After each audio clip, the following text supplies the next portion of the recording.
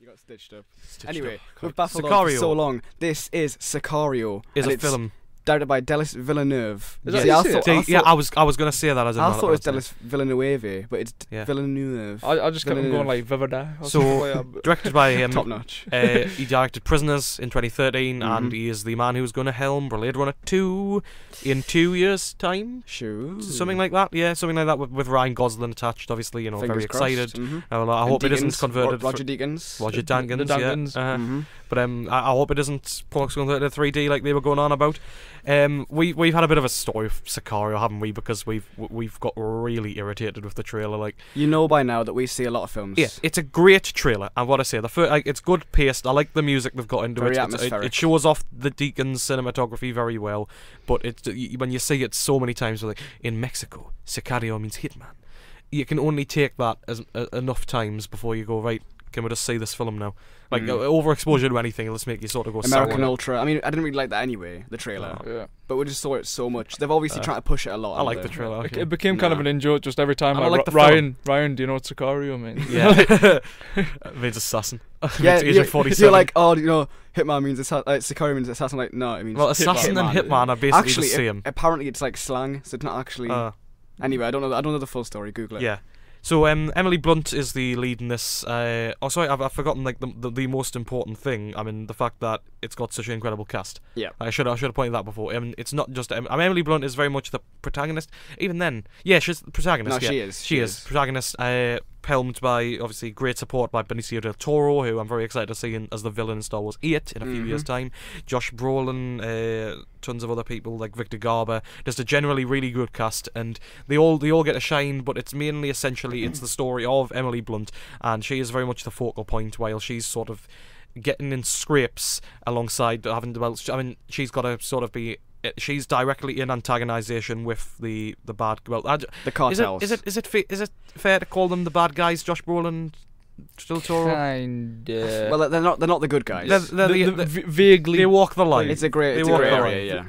Yeah, so we pick her up where they're having a raid in Arizona, and it all goes sour. They've sort of it basically, they're just saying that the cartels have now moved so far inland in America that they are encroaching like much more onto American soil. They're now in Arizona. A bomb goes off. It kills a guard, and they decide like it's time for us to sort of act on this more decisively. So Emily Blunt is brought in with her sort of buddy, and Josh Brolin is sitting at the head of a desk. I mean, have you noticed that he only ever wears sandals Yeah. in the entire film? That was part of his character. Yeah. Yeah, he only wears sandals. I was thinking, like, is this going to be like the military version of the dude?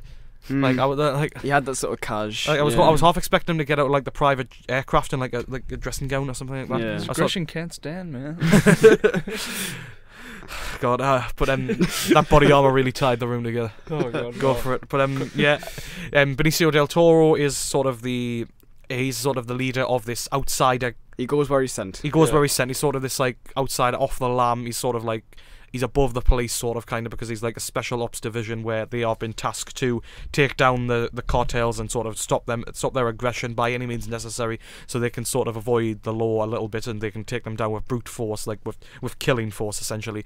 And so obviously it's getting to the point where they have to use that decisive force to kill them, and obviously Emily Blunt does not feel like this is ethical at all. As the time goes on and as more things develop, it becomes a lot more sour, and she begins to feel that she is part of a much bigger play, which she is, of course, and that's where a lot of the thriller and the tension aspects come from.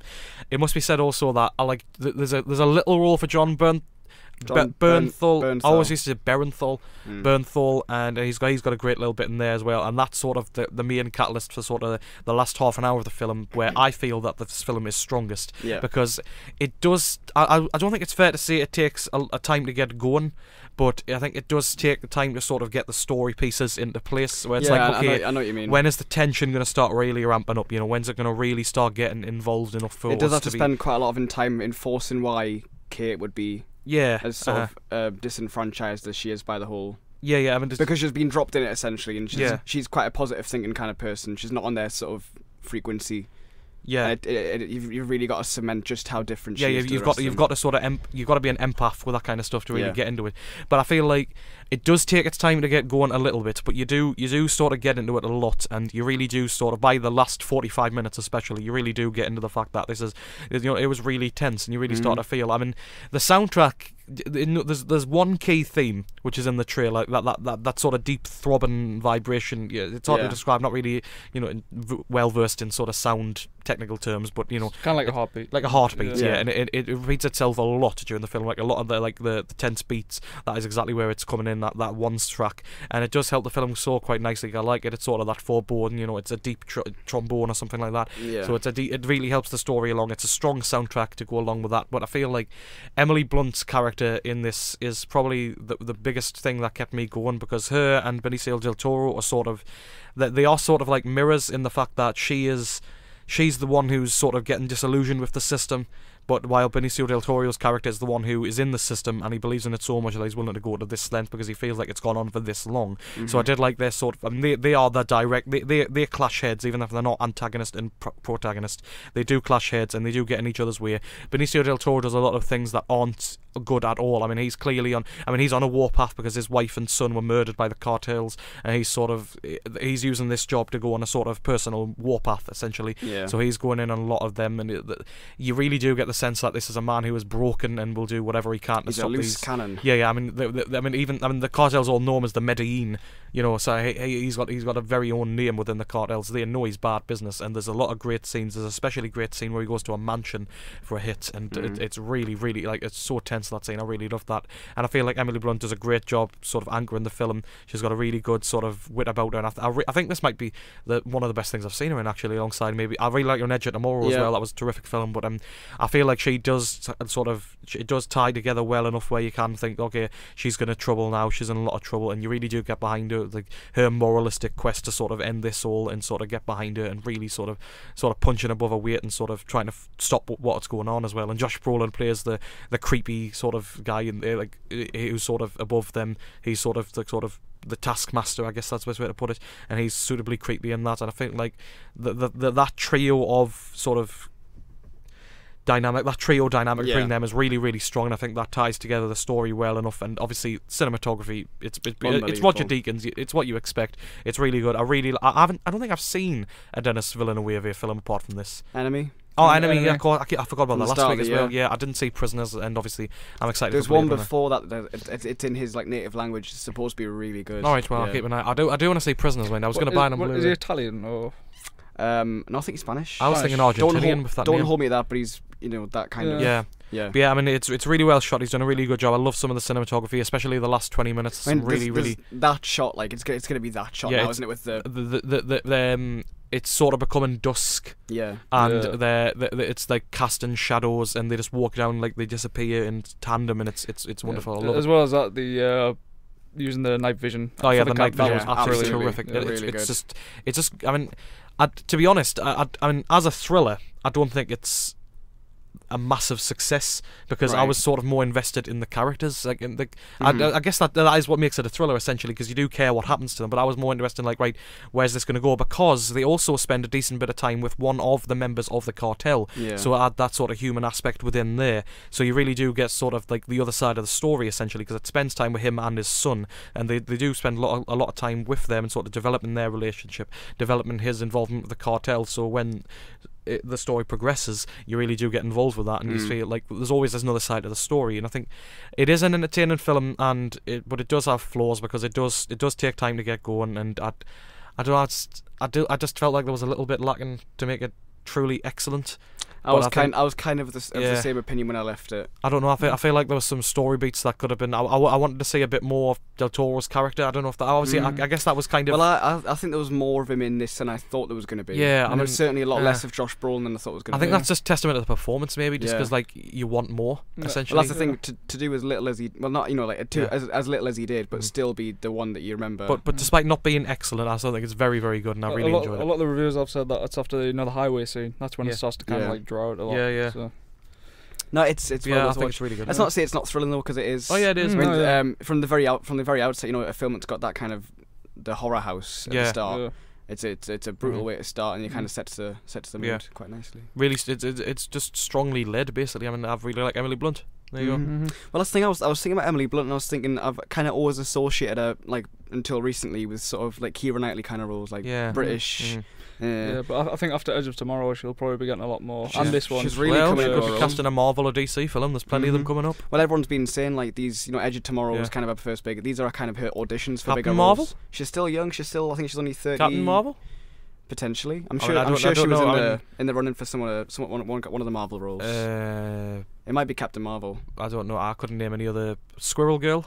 Squirrel Girl. Who could it have? It could have been Agent Carter. Oh, right. Oh, well, Haley Atwell is really good. But yeah, I mean, I would say go see Sicario. It's a really good time, and but it's not a good time because there's a really, really intense feeling of dread. It's hard. Yeah, we always say that. It's like, oh, it's really good. It's really enjoyable. But that's where the dread probably comes from. I mean, Emily Blunt's character is pretty much just like kind of thrown into it, isn't she? Yeah. And she has no idea where anything's going because nobody's telling her anything, and she's just having to do all this stuff which she has no idea why. And it's really getting to her. And that's where I think the dread and the intense feeling comes from. It's just so bleak. Everything's dirty. But you don't really get the feel that she is the main character of the day, because it's kind of strange, because it's just amongst the atmosphere of like the whole cartel thing. Yeah. Which is brilliantly done, I think. And just beautiful cinematography. Yeah, absolutely. Everything. But yeah, I mean, do you think it bodes well for Blade Runner 2, if there is to be? Yeah. I just don't know how they're gonna, because Blade Runner 2's set design and I think that's probably the biggest testament to why it succeeded so much, is because of the way they made something in the 1980s that was so sort of accurate of a future world. When I saw Blade Runner on the big screen, it was like I couldn't tell it was the 80s. It was, it's just beautiful and crisp. It's one of those films that I always wanted to see on the big screen, and the Tyneside provided that. And they're doing it again this weekend on the Cult Cinema Night. I mean, it might be sold out now. I imagine it probably is. I don't think we'll be a cult film for too much longer anyway. When number 2 comes out, I mean, with a name like Ryan Gosling attached, you can expect. I think the sort of. He's not huge yet, but there's sort of build up that Villeneuve is I do see a few similarities in him with Harrison Ford. I think are they both going to be in it? Yeah. Like Harrison Ford's back. It's interesting. Well, didn't Harrison say it's like the best script he's ever read? Yeah. It made him finally something that made him smile. Yeah, exactly. But I do think I don't know, because I mean I do think, because obviously Gosling's one of those people who's always getting attached to like the big roles. He's been rumoured for Indy at one point before Chris Pratt came on the scene. We've been saying the movie stars are all. I think he's the next. Do you see what Spielberg said this week? That he needs to make Indy 5 to tie up the movies he's done with Harrison Ford with Thigh 5 for Tom Hanks. Really? Yeah, because right now it's Ford 4, Hanks 5 in terms of the films they've done. So I think it was a jokey comment, but it's always something to think about, though. Just do it with Chris Pratt, man. Now that you said, bite the bullet. Nobody will care soon. Well, I mean, with Chris Pratt they will, but that could be his name-making role. Pratt. Name-making role in Britain. I said this before. When Jurassic World, he's not a big name here yet. Yeah, because he's only been in films that have been, but like to be the star role, the lead role. I am interested now, after it's made that much money, if I could walk up to somebody in the street who watches, a few films and be like, "Do you know who this man is?" And whether they'll be like, "Oh, it's the macho guy from Jurassic World." It's funny you should say that. Billy on the Street's back. Yeah, a show from the States. Billy Eichner runs around New York with a microphone and screen at people. And literally this week he went out with Chris Pratt saying, "Do you know who this is?" And nobody knew who he was. Oh, there you go. And then there's one person who did, and they didn't know where he was from, so he screamed at them and ran off. It's typical Billy on the Street. You got to go search that up on YouTube. Film on the Street will need to do ours. Well, that's the thing. There's too much red tape. I'd love to do that. It'd be so funny. Yeah, Sicario. Beautiful dread. I like that. Beautiful dread. Beautiful dread. Everything's so bleak and dirty, and it's all washed out at times. If you want to see how well it gets that kind of like Mexico and all that kind of stuff, I think it would be a good double bill with Cartel Land as well. Yeah, absolutely. Tyneside. That's what we'll do in the podcast. They bounce well off each other. I think it's out on Blu-ray soon as well, so we'll probably bring that up on the show. You really feel the punch of the bullets as well. It's really weighty, really good sound design. Yeah. Love a good bit of sound design. Yeah. Solid thriller. I always make sure to point that out, because good sound design is really underrated. It is same with general edit. I really appreciate a punchy film. Like you really feel the hits or the. Have the most beautiful looking film, but if the sound's messed up, gotta appreciate that. Yeah, absolutely. Yeah, definitely go see Sicario. It's grim. That's Sicario. It's grim up north. Well, it's grim down in Mexico. Should we stick that in?